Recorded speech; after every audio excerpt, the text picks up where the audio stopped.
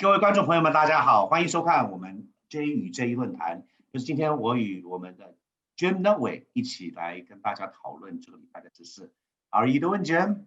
I'm doing fine. I want to take the opportunity to be first to wish you Merry Christmas. It's now December. 真的不可思议 ，Jim 在跟我祝贺圣诞佳节愉快。这一年一眨眼就过了。We were just talking about how you blink, and it's the end of the year. There's holiday times, and you can see my tree is up. We have a gorgeous tree, but it's unreal. It feels unreal. Yeah. Well, the whole year has felt unreal, and not just because of the pandemic. It's like all the confusion, all the bad is swarming in 2020. I think when New Year's Eve comes in a few weeks and transforms into 2021, I don't think there's ever been a time when the entire world looks forward to the new year as much as this time. Jim, I agree completely. When you talk about New Year's, the ball drop, I don't think it'll happen this year in New York's Times Square. No. Isn't that crazy that our way of life have fundamentally been changed? Purely, really, is the pandemic and the political problems that exposed our democracy and the problems that we have. I mean, we just surpassed 14 million COVID cases. 14. And I don't even dare to look anymore. Because we're in the worst city, in the worst state, in the worst country. And I don't see anyone live, but when I talk to people, they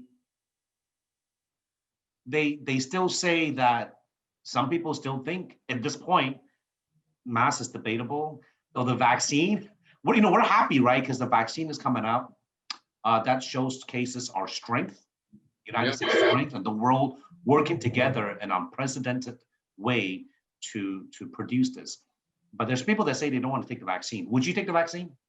Oh, of course. Of course. Thank God. I'm so glad to hear that, because I hope you take it. I know I'll take it. It's crazy because our former presidents, Bush Jr., Mr. Obama, President Obama, President Clinton, every one of them have said that they're willing to go on record to take the vaccine to show the American people that they believe in science and that it's safe.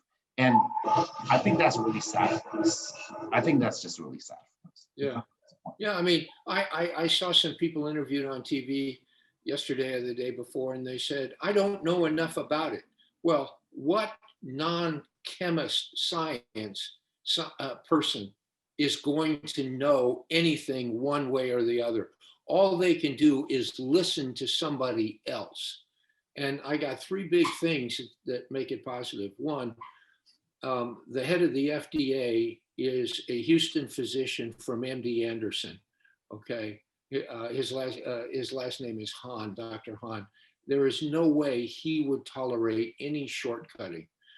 Number two, all of the government apparatus, the private sector apparatus, the best of Moderna, the best of Pfizer, have all made it work. It's undergone every kind of scrutiny. It's actually fascinating new technology.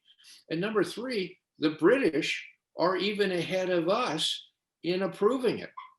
Okay, so if there's another country in the world that I trust on this kind of thing, it's England. So they're actually going faster with the Pfizer vaccine. So I see no reason not to take it. Okay, I think the biggest challenge is going to get it out, to distribute it, to manufacture it fast enough. And if somebody wants to take a pass on theirs, good luck. Have a good time staying in quarantine, staying in lockdown. I'm sorry, Jim. The people that questions it are the ones that don't stay in quarantine, that are not in lockdown, that don't wear the mask. Yeah. And the economy goes bad, and they're the ones protesting too. Remember, this is not a political issue anymore. This is about science, right? It doesn't matter who you support, but this is about whether you want to give back. Let me translate what you just said, because that's one of the best rebuttals I have toward people that are vaccine truthers. Let me explain that. Go ahead. 我们见这个三个很好的这个反驳给不想打疫苗的人。我们知道疫苗这个成功度有多高，我们知道，但是我们不是科学，我们不是这个疫苗专家，我们不是医生。你在平常打感冒药的时候，或是医生给你开处方的时候，你会去质问说，这个每个都会有 side effect， 每个都会有很长的药剂，都会跟你讲有很多。但是Jim讲的很道理，这个 CDC 的这个主要的这个药剂的这个美国政府的这个官员是休斯顿出来的医生 Dr. Han。Jim Jim, I mean, you follow Dr. Han for many years. He's never, so he's the top level. So Dr. Han 他绝对相信这位医师所说的话，因为他没有理由，也不会去误导这个大众，这是人命关天。二，美国这个药剂公司所做出来的这个研究，跟全世界，这不只是美国，是全世界的很先进的合作，为了能够成就整个世界的人民，这不只是美国人，全世界合作的，没有理由说 it doesn't make sense。第三就是，你知道美国人跟英国人最会相信，老美还是相信英国人。I said that as Americans, the closest country to us is Great Britain, England. So there's a level of trust, right? So what you said is, I'm going to go back. So 就是说他相信英国，因为英国比美国还要早 approve 这个 vaccine。所以现在唯一的问题就是这个 vaccine 要怎么样去发到大家的手里，然后谁优先谁后面才打。So what I find interesting is that as traditional Chinese, 我们有所有讲究伦理，敬老尊贤。We respect our elders. It's called fealty. Like we give older people a lot more understanding and respect compared to the Western culture. I don't know if you know that. That is part of our Confucianism, that knowledge, wisdom. Okay. But for example, in public transportation in Asia, there are seats reserved for elderly. Even if there isn't, since we're little, we're taught to get up and let someone older than us sit and let them eat first. And does that make sense? It's our culture, it's a tradition. So what's interesting is that here in the U.S., what I've read is that the elderly and people that are infirm, that are in retirement homes and frontline responders should get the vaccine first. And I completely agree with it. Oh, yeah. I mean, I think we got a little echo, I guess, from my microphone, but I think it's so obvious. I mean, who are the most at risk? Elderly and healthcare workers. They should get it without question, as wide a circle as possible. Jim, yes, there's positive news on vaccine, but as we're both very plugged in compared to most people when it comes to national news or what concerns Americans in general. Right. This political craziness has not stopped. So every episode we talk about a little bit. I think there's really not much anymore to talk about. I just feel like both sides are at a stalemate. There's no point anymore, because if you believe it's a conspiracy, you believe it's cheating, and not you as in you. I'm saying if you are a viewer, 如果你观众，美国这个政局已经变成这样，就是如果你相信川普应该要赢，那你不管另外一边说什么，有没有证据，你都会一直在抗议。如果你觉得他输了，那当然我们希望对方有证据，但是没有证据，那一直吵下去是没完没了。There's no ending, because what I just told the audience in Chinese is that whatever side you believe in is, no matter what side produces evidence or not, no one wants to accept it anymore. The rule of law or these, I don't know if you see some of the craziness going on, like what's happening in Georgia, where the conspiracy theorists is attacking now the governor, the Republican GOP establishment. They are telling people to not go vote in the runoff. Even as someone, let's say if I was Republican, that this is ridiculous that you're asking us not to vote for a candidate, and because they said it's compromise. Well, it's absolutely absurd behavior, absurd. So I agree. And I know you would say that. It's just, how did we get here? It's you're sacrificing. I mean, from Dominion to Venezuelan to Chinese influence to the GOP establishment, they're fake Republicans. They're planted by the Democratic Party. But these, like Camp's record is clear. He's voted Republican. And I mean, when you don't believe, how do you tell someone to question them? And if you don't like the result, then you start attacking the people that are in that state. And hanging nooses outside people's houses, telling people to rise up, release the Kraken. I mean, you read about this in third world countries. I'm laughing, but I'm sad. Anyways, you know, Jim, yeah, go ahead. For a lot of this stuff, I think it's being whipped up by the media.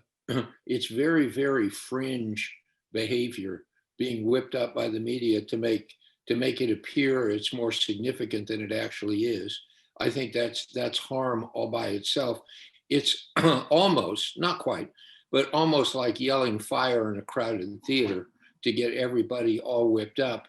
Plus, the reason I'm not paying much attention to it is, and I do have my own observations about what's going on, but the reason I don't pay much attention is because I can't do anything about it.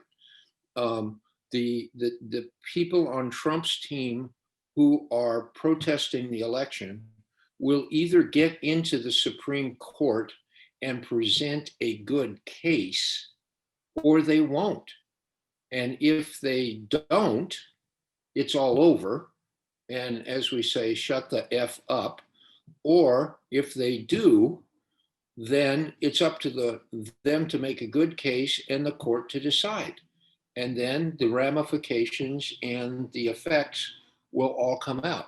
But I cannot prepare for that other than to go on about my daily life and make the best decisions and behave the best as I can for my family, my business, and me. That's all we can do. And I just am very frustrated by the uncertainty that's out there, but I'm also grateful for the good things that we have. And so you and I talked about that last week about Thanksgiving. And being thankful. To me, Thanksgiving, you know, we could have that every day of the year. We should be thankful, yeah. We should, and really we are. I can look around the country, around the city, I can look around the world, and there are so many people that have it much worse than us, and they know it with certainty. Anyway, we've said that before, but I don't get distracted by a lot of this stuff. No, not distracted. What I mean is because we're more politically connected, and I feel like we have a greater responsibility, and the fact that we have a platform to talk about what's right and wrong, or what we believe our perspective is that, how do I say this? That doesn't affect my daily life either. But I cannot just sit there and ignore it, and we shouldn't ignore it. We really should start thinking of how do we allow, we all are responsible for it in a way. How do we allow this to happen? How did it lead here? And we keep talking about courts and affidavits and testimony and proof. Well, so far there hasn't been any. I mean, like I said, anybody could go in there and just start screaming fire, fire. But it's up to the media to give them the platform, or the White House. I just don't see why the Republican leadership in the Senate and Congress, in the White House, could come out and condemn it and just say, hey, I support this president, I support conservative ideology, but this kind of conspiracy theory needs to stop, telling people to rise up, to kidnap and murder, or this needs to stop because there has not been proof. And if there is proof, we need to go through the court system. People has not been saying that. People are kind of flaming it. And this is on us. Because if these politicians and these leaders know that they will be condemned, if they know that they will not be reelected, they will stop doing things like that. But yet, because they know they can stand with their leader and they'll still get reelected, they know there's 70 million Americans that will vote for them no matter what you were saying. There's a pardon for bribery scam that the Department of Justice is investigating. This is not some conspiracy theories. This is not about election. This is not because the election's over. This has been going on for a while. People don't talk about that. People think, oh, it's not important. No, to me, that's very important. If this is happening at the same vacuum. Anyways, Jim, we are thankful. We are thankful. I mean, we're very lucky because like last week we said, we are, compared to most Americans, we are very fortunate. But because of that, we have to, because when I read the world news, when I hear about world news between let's say China and Australia, 中国跟澳洲之间的这些 I see a deterioration. I think the U.S. has we have a responsibility to lead by example. Diplomacy is not always fist. We shouldn't delve back down to this kind of degrading comments and peeling off wounds and without any class and manners. 规矩跟这个 class and manners matters. Would you say that? Oh, I feel like it matters. Well, I think right now, and especially given the picture you've painted of our American political behavior, I think style has become substance, and I've always kept the two separate.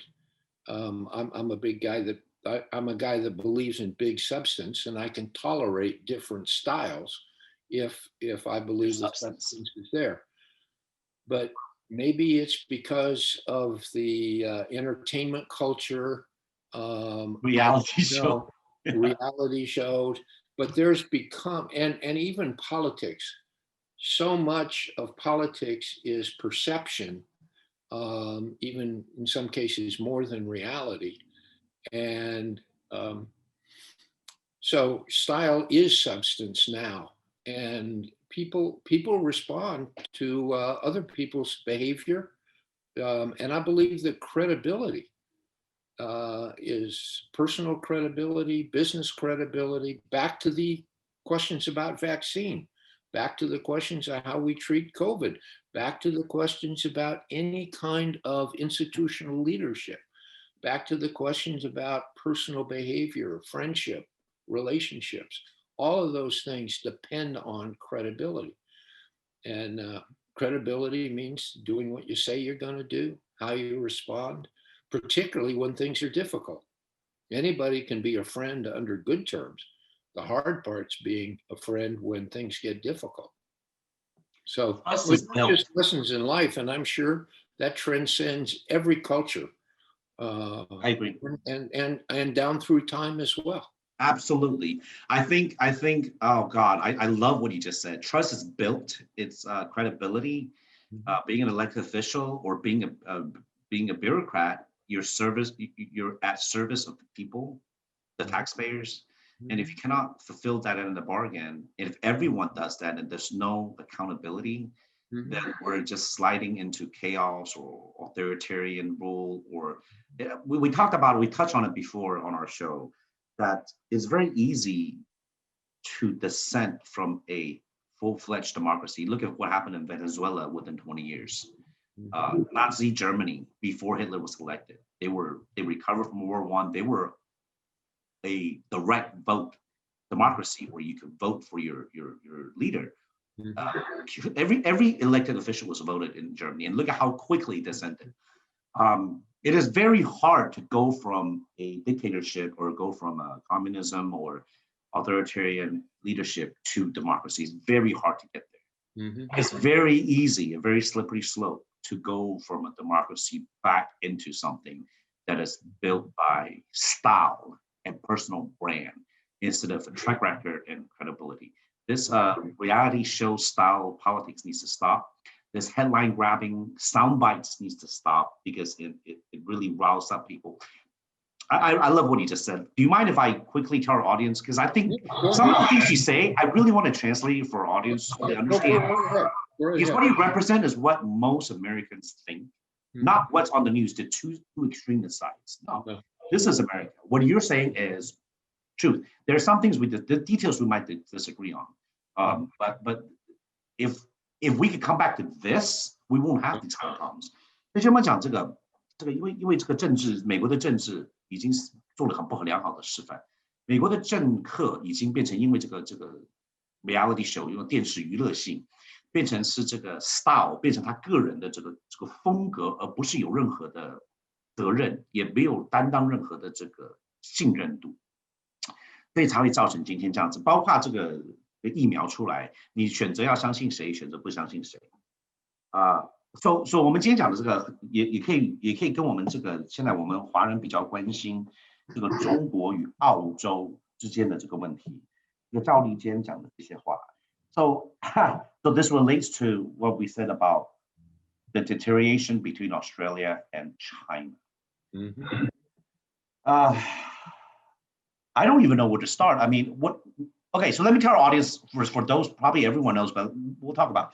中国外交部发言人赵立坚在他个人的 推特上转载了这个中国画家这个乌合麒麟这个讽刺的漫画显示这个澳洲士兵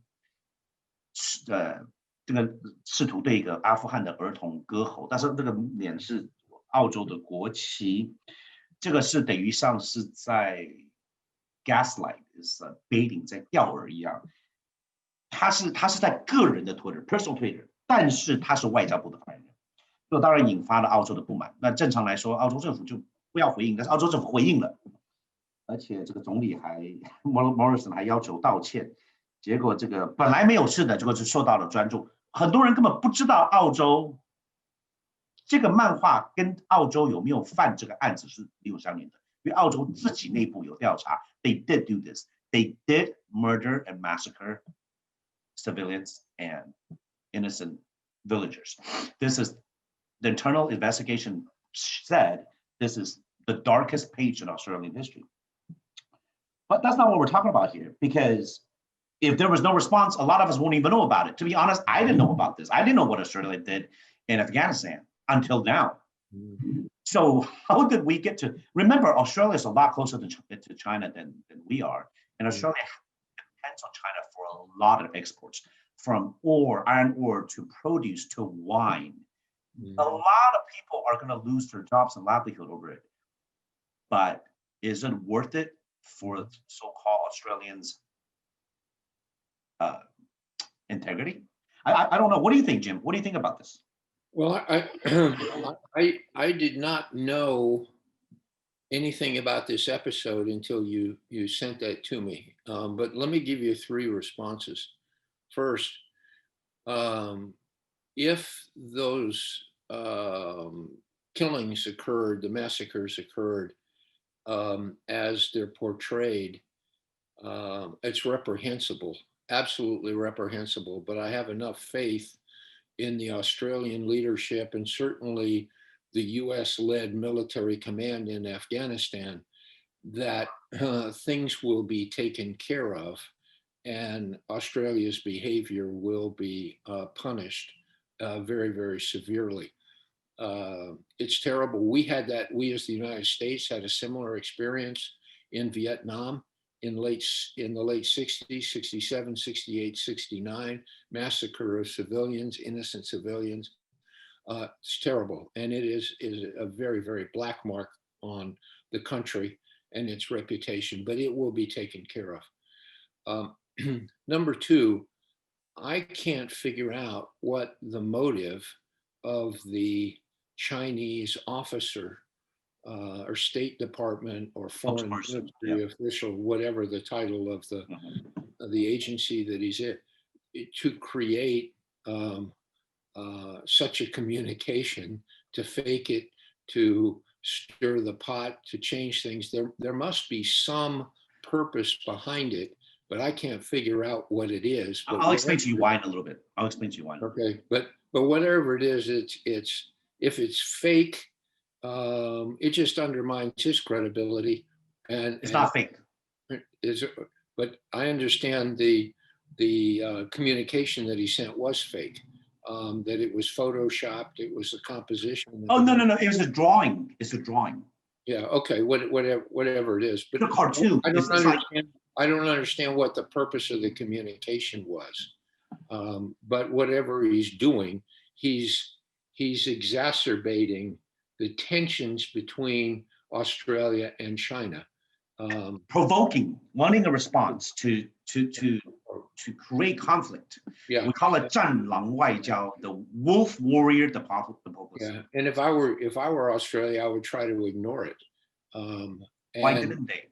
Just let it go and let it treat it for what it is. But number 3, and this is the most significant, the relationship between Australia and China is deteriorating rapidly. It's been. And yeah, and has been for some time, for all kinds of things. I've spent time in Australia over the last few years. Australia is a very different country than the United States, for instance. It has different social values. Yeah, we both come from the old British Empire. Australia was in much longer than us. But as a country, as an economy, it's quite a different place than the United States. And it's very, very sensitive about its relationship with China. And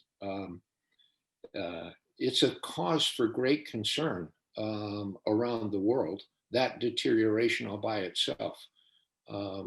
Both countries, I think, are going to suffer because of it. I agree. Both countries will suffer. There's a very large number of Chinese immigrants, Chinese Australians living in Australia. Yeah. Huge, huge. And Yeah. Because of the fact that I'm Asian, I have been watching, being sent videos, pictures, news of thousands, tens of thousands of cases of hate crimes in Australia against Chinese nationals or yellow-skinned Asians, period. Mhm. Thousands, nonstop, horrendous things.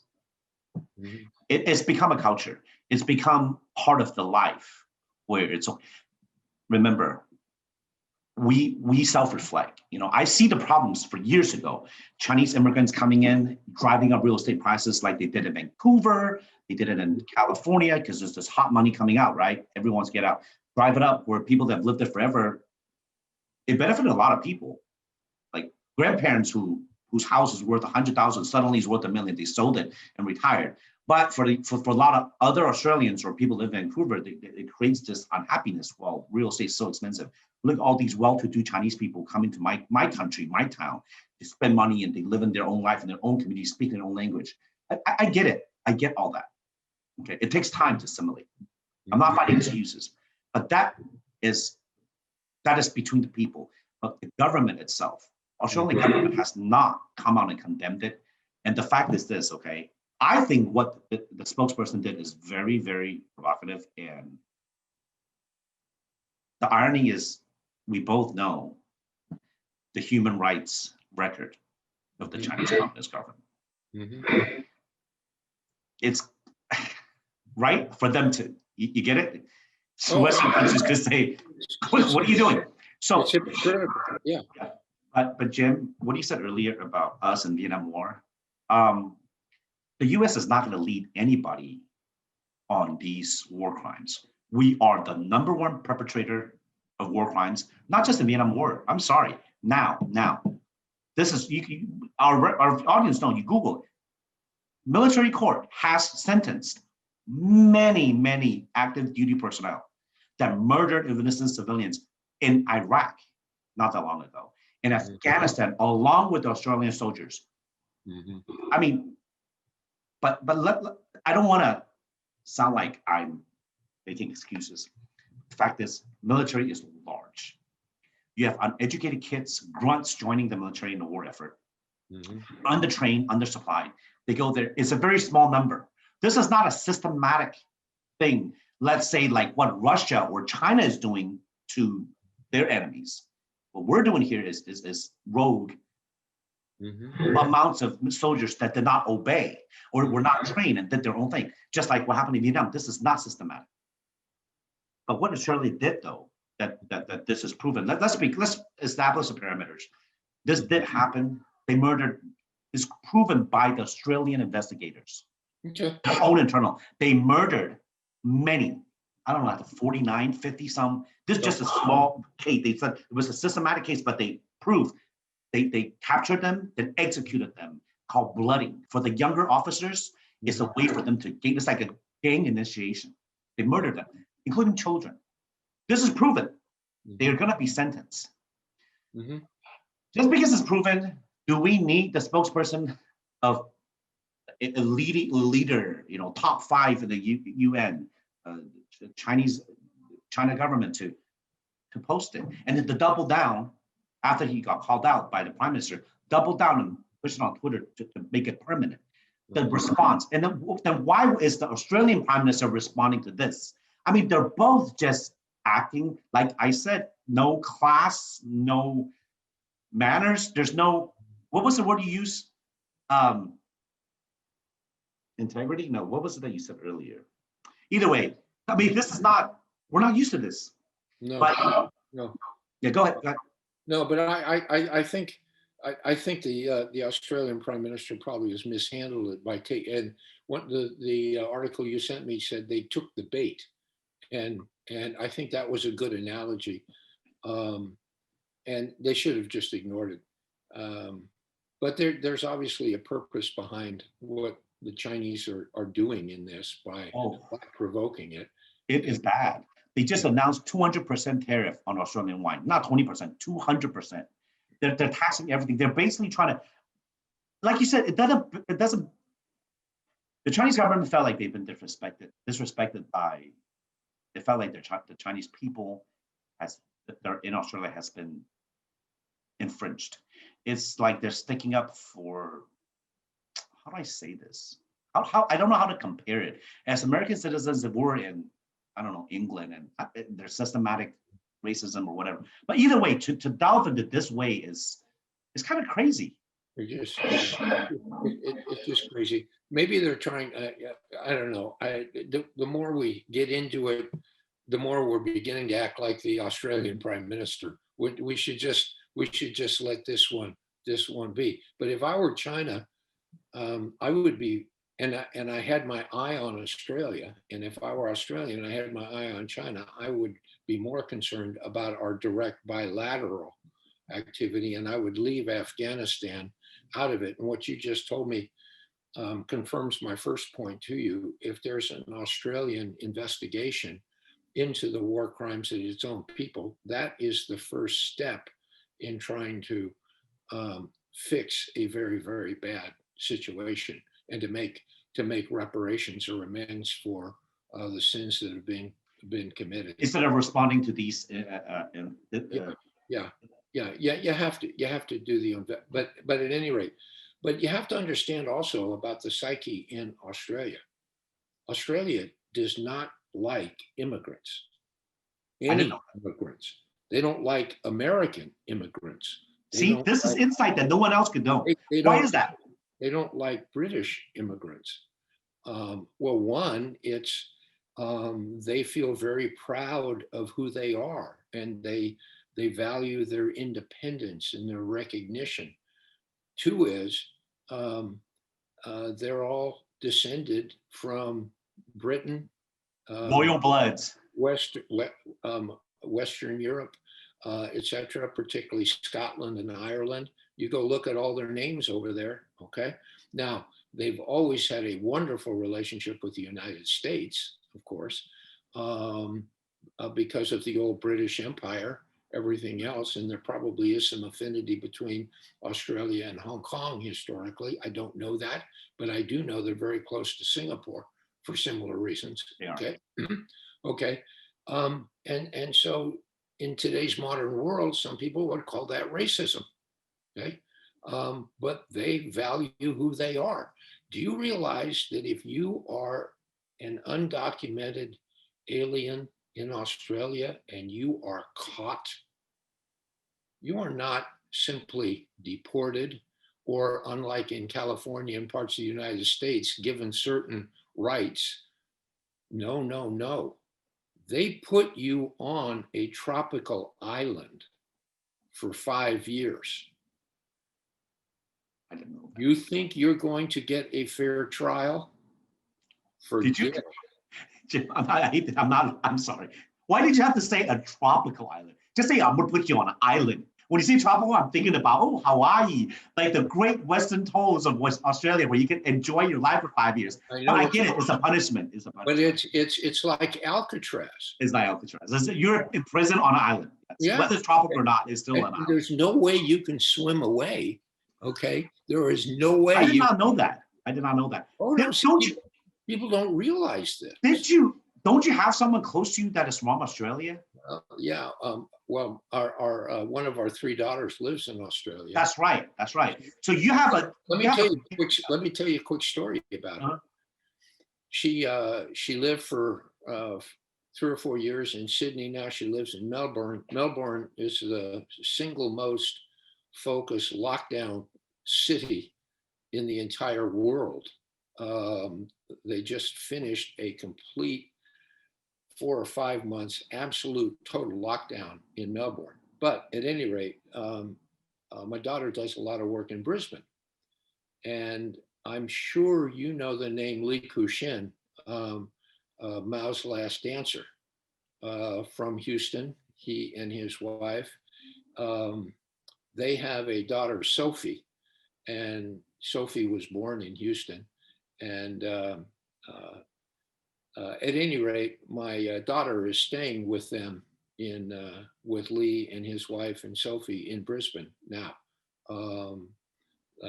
Lee and his wife's best friends are some of our family best friends as well.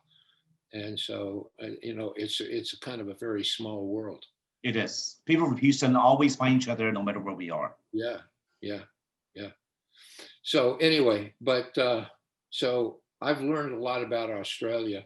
I've attended sessions of their parliament, gone to the Australian War Museum, their participation in the Boer War, their participation in World War I, World War II. I didn't know anything about Afghanistan. I'm not surprised that they're there, but I didn't know anything about that. But no, Australia is a very different place. Look. My mother has a brother, the only brother, the sibling she has. So my uncle and aunt, they raised their 2 children in Australia. Mm-hmm. They grew up there, Aussies, in Brisbane. My better half, my wife, she was in Australia for school. Oh, but I didn't know all this because they didn't say that. They didn't tell me that. They always conveyed to me Australia's a great country. I always wanted to visit. That's one of the few places I've ever been. But I have to tell you this. It is not construed as racism. Being elite, this is Western European arrogance. Mm-hmm. It's like us going to France and they look down on us, oh, you Americans speak English. I don't appreciate that. I'm from America. We think anyone can make it. We're not in a caste system. So Australians, you can have all your pride about your culture. It doesn't mean, because it is racism. Second is, how come you don't have this elitism when you're begging for foreign investment? For the past 20 years, you've accepted China money, billions, hundreds of billions of investment, exporting everything you can and getting rich off it. You cannot take money and profit off someone and then say, my blood is pure. I am Scottish and you guys are just peasants. It doesn't work that way. It doesn't. At least pretend, it doesn't work that way. No, I totally agree about the hypocritical behavior. But on the other hand, it's theirs. And they are free to make their own laws. Whenever I leave the United States, whether I go to China or France, my friends, my American friends say, when you go to France, you have to recognize they're French and you're wrong. Very true. Very true. But when you go to France, it's theirs. And if you don't like it, don't go.